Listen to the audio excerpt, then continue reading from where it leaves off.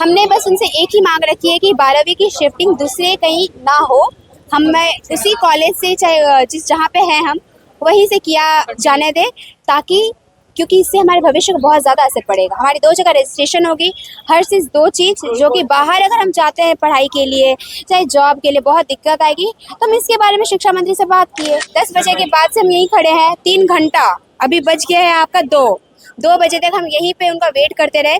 आते वक्त उन्होंने कुछ बात नहीं किया, जाते वक्त भी उन्होंने रुक के थोड़े अच्छे से 5 मिनट भी हमसे बात नहीं की शांतिपूर्वक। जब वो शांतिपूर्वक बात नहीं करे, हमारे साथ इतना धक्का मुक्की हो रहा है, तो सर आक्रोश तो दिखेगा। हमने उनसे आग्रह किया कि आप हमें साफ साफ शब्दों में बताइए कि आपने 12 की शिफ्टिंग की है कि नहीं की है, कि करना है, हमें अपना फ्यूचर तो संभालना पड़ेगा। अब ये शिक्षा मंत्री है, उनका ये काम है कि वो शिक्षा के ऊपर ध्यान दे, तो उनको शिक्षा के ऊपर ध्यान देना चाहिए। वो क्यों ऐसा कर रहे हैं हमारे साथ? बार बार हम इतने भागदौड़ कर रहे हैं, इससे पहले भी कई जगहों में गए, ये सब कोई देख नहीं रहे हैं। यहाँ पर वाजिब मांगों को लेकर के छात्र सड़क पर हैं और लगातार परेशान हो रहे हैं। मतलब चारों तरफ अफरा तफरी का माहौल है। ऐसी स्थिति में स्टूडेंट को उनका सही जवाब देने के बजाय सिर्फ और सिर्फ ढूलमुल रवैया अपनाया जा रहा है और उन्हें स्पष्ट कहीं से न किया जा रहा है, ना महाविद्यालय से, ना शिक्षा विभाग से। नमस्कार, फॉलो अप देख रहे हैं आप, मैं आपके साथ अभिषेक पीयूष। आपको बता दें कि पूर्वी सिंहभूम जिला प्रशासन की ओर से आज जमशेदपुर के बिष्टुपुर स्थित माइकल जॉन एडिटोरियम में जो 10वीं और 12वीं के बोर्ड में बेहतर परिणाम करने वाले छात्र छात्राएं थे, इन सभी को सम्मानित किया जा रहा था। लेकिन इसी दौरान कार्यक्रम स्थल पर यहाँ पर जो इंटरमीडिएट के जो छात्र हैं, उन्होंने शिक्षा मंत्री का घेराव कर दिया और इस दौरान शिक्षा मंत्री से तकरीबन छात्र जो है वो उलझ गए थे और वो उनसे लगातार इस मांग को कर रहे थे कि आप जो है स्पष्ट शब्दों में बताएं कि इंटरमीडिएट के जो छात्र हैं उनको लेकर के सरकार क्या कुछ कर रही है थी। ऐसे में यहाँ पर जिला प्रशासन के सामने शिक्षा मंत्री को छात्रों के द्वारा जो है वो जोरदार तरीके से घेरा गया। हम यहाँ पर जो जिला शिक्षा पदाधिकारी हैं, हम सबसे पहले उनसे जुड़ते हैं और उनसे बात करते हैं कि जो इस तरह से यहाँ पर सरकारी कार्यक्रम था, सरकारी कार्यक्रम में शिक्षा मंत्री को इंटरमीडिएट के जो छात्र, जो आंदोलनरत छात्र हैं, इन्होंने घेर लिया, इसको मामले को कैसे देख रहे हैं? हम लोग का प्रोग्राम में जो आज था वो प्रतिभा सम्मान समारोह था। 10th और 12th में जैक बोर्ड CBSE से जो उत्कृष्ट प्रदर्शन किए हैं उनका सम्मान समारोह था। माननीय मंत्री जी आए हुए थे और हमारे DC सर भी आए हुए थे। हम लोग विभाग के सभी आए हुए थे। हम लोगों को इस बारे में कोई जानकारी नहीं थी पहले से कि किस तरह का ये इनका क्या है, नहीं है। एकाएक जो हुआ आपके सामने ही है सब कुछ। इस बारे में आप क्या बोल सकते हो? हम लोग ये अनप्लान था इनका, पहले से प्लान करके रखे होंगे। माननीय मंत्री जी के द्वारा जो आश्वासन दिया गया है, अब उसके ऊपर सभी हम लोग काम कर रहे हैं। इस समय 1-2 दिन का समय मांगा जा रहा है, लेकिन आप देख रहे हैं सामने ही सब कुछ। उसको तो हम बहुत बोलेंगे, जो भी होगा विभाग की तरफ से होगा। विभाग के सभी उच्च स्तरीय अधिकारी जो इसका सोल्यूशन निकाल रहे हैं, हम लोग उसमें लगे हुए हैं। हमारा छात्र संघ के नेता भी जो है इस जो आंदोलन है इसको लीड करते नजर आ रहे हैं। क्या उनके द्वारा कोई कुछ सूचना दी गई थी प्रशासन को? ऐसा नहीं, हमारे पास कोई सूचना नहीं है। चलिए, देखिए, ये पदाधिकारी है और ये बता रहे हैं कि जो यहाँ पर जिस तरह से शिक्षा मंत्री का घेराव किया गया छात्रों के द्वारा, इसकी कोई पूर्व से सूचना नहीं थी और ऐसे में आप समझ सकते हैं कि बड़ा एक मंत्री को घेर लेना एक बड़ा, यहाँ पर एक तरह से आप कह सकते हैं कि एक बड़ी चूक है प्रशासन की। यहाँ पर जो छात्र नेता, वो भी हम उनसे भी बात करते हैं। आपको अगर ज्ञापन देना था, अगर शिक्षा मंत्री से बात करनी थी, तो आप किसी और जगह को भी चिन्हित कर सकते थे, प्रशासन से अनुमति ले सकते थे, लेकिन इस तरह किसी मंत्री को घेरना, ये कहाँ तक, आप इसको कैसे देखते हैं? देखिए, बात है कि जब न्याय अन्याय की बात, आंदोलन चल रही है, यहाँ पर वाजिब मांगों को लेकर के छात्र सड़क पर हैं और लगातार परेशान हो रहे हैं। मतलब चारों तरफ अफरा तफरी का माहौल है। ऐसी स्थिति में स्टूडेंट को उनका सही जवाब देने के बजाय सिर्फ और सिर्फ ढूलमुल रवैया अपनाया जा रहा है और उन्हें स्पष्ट कहीं से न किया जा रहा है, ना महाविद्यालय से, ना शिक्षा विभाग से, तो कहीं से जो है बच्चों को समझ नहीं आ रहा है। इसीलिए छात्र को ये जब सडन पता चला कि यहाँ पे शिक्षा मंत्री आ रहे हैं, तो उनसे मिलने के लिए, उनसे पूछने के लिए कि आप तो हमारे अभिभावक हैं, आप इस तरीके से जो फरमान जारी किया गया है, इस पर आप क्या फेरबदल करने वाले हैं, क्योंकि बार बार जो है स्टूडेंट उनके पास जा रहे हैं, लगातार आंदोलन कर रहे हैं। तो ये हमारे हिसाब से ये जायज है कि अपने अभिभावक या जो जिम्मेदार है इस चीज के लिए उनसे सवाल करना, और उनको ये जो है जवाबदेही जरूर उनकी होनी चाहिए कि उसका वो जवाब देते। लेकिन उन्होंने बहुत ही जो है मतलब निराश किया है और बहुत ही रूड, बहुत ही मतलब कि दुखद उनका बिहेवियर रहा कि बच्चों से इस तरीके से जो है वो सुने बगैर ही वो चल दिए। लेकिन यहाँ पर तकरीबन 5 से 10 मिनट तक शिक्षा मंत्री रुके थे। लगभग तकरीबन जो छात्र थे यहाँ पर उन्होंने शिक्षा मंत्री से काफी देर बात भी की है। ऐसे में जो मांगे थी वो तो रखी जा सकती थी।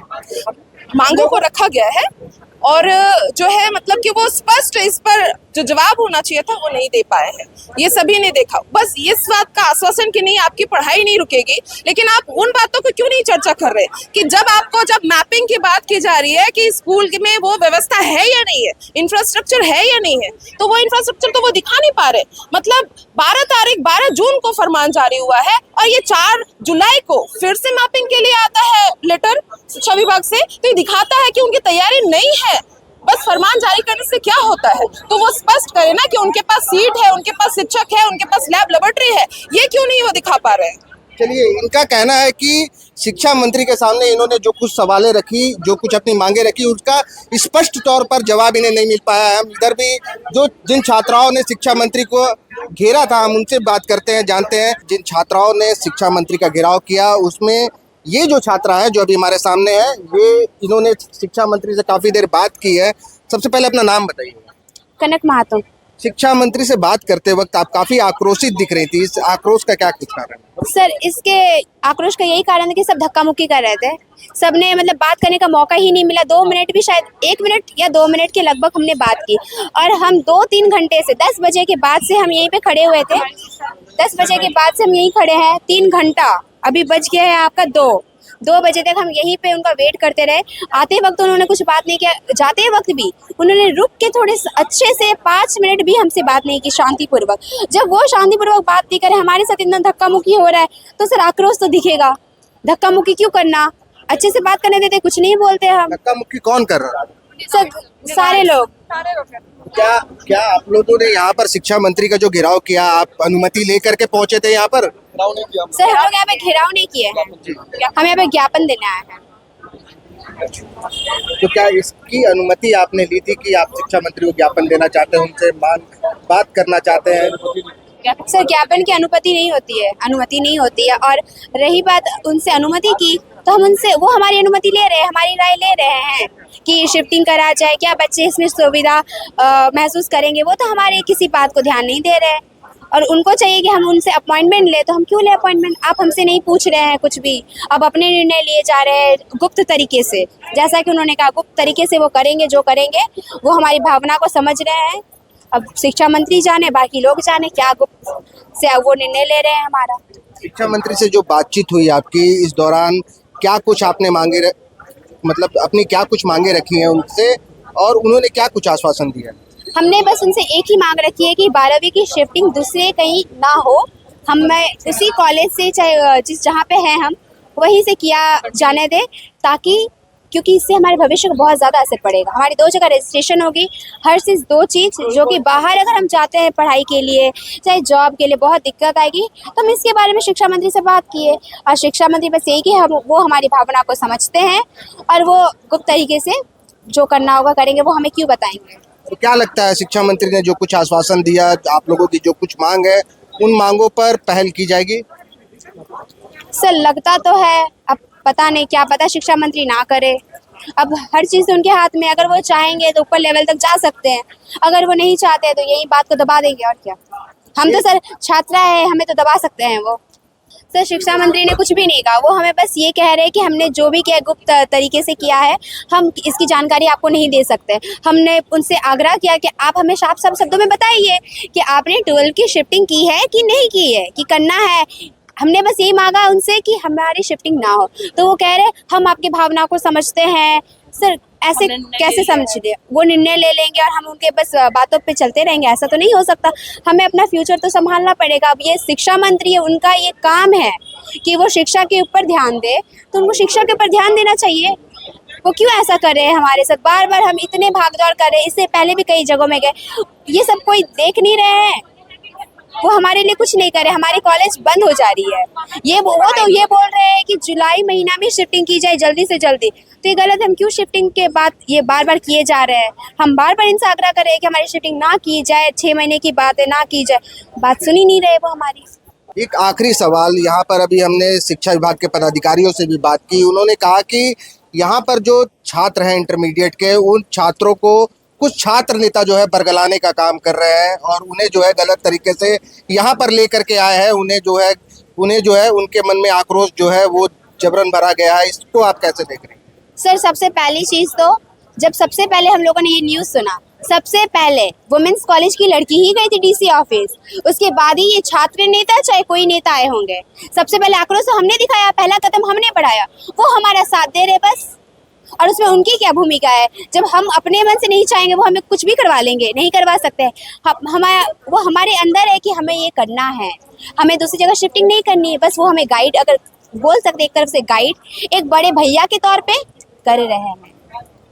चलिए, ये जो छात्रा थी, इन छात्रों ने शिक्षा मंत्री से अभी बात की है, अपनी मांगों को रखा है। हमने इनसे बात की, इन्होंने बताया कि जो कुछ हमारी मांग है, हम अपनी मांगों को लेकर के एक मांग पत्र शिक्षा मंत्री को सौंपने आए थे। लेकिन इस दौरान जो धक्का मुक्की हुई, जिस कारण से भीड़ जो है ये आक्रोशित हो गई और शिक्षा मंत्री से थोड़ी बकझक भी हुई। लेकिन इन्होंने आखिरकार अपनी मांगे जो है वो शिक्षा मंत्री के पास रखी है। अब देखना है कि इस पर शिक्षा विभाग क्या कुछ पहल करता है। द फॉलोअप के साथ मैं अभिषेक पीयूष, नमस्कार। गोल, जहां 27 वर्षों के सफर में 17,000 से भी अधिक छात्रों ने डॉक्टर एवं इंजीनियर बनकर भरे सफलता की ऊंची उड़ान, जहां साधारण छात्र भी झारखंड टॉपर्स बनकर बना रहे इतिहास। दूरदर्शी शिक्षाविद श्री विपिन सिंह के मार्गदर्शन में मेडिकल एवं इंजीनियरिंग के लाखों छात्रों के लिए आशा की किरण के रूप में गोल, नेशंस लीडिंग इंस्टीट्यूट।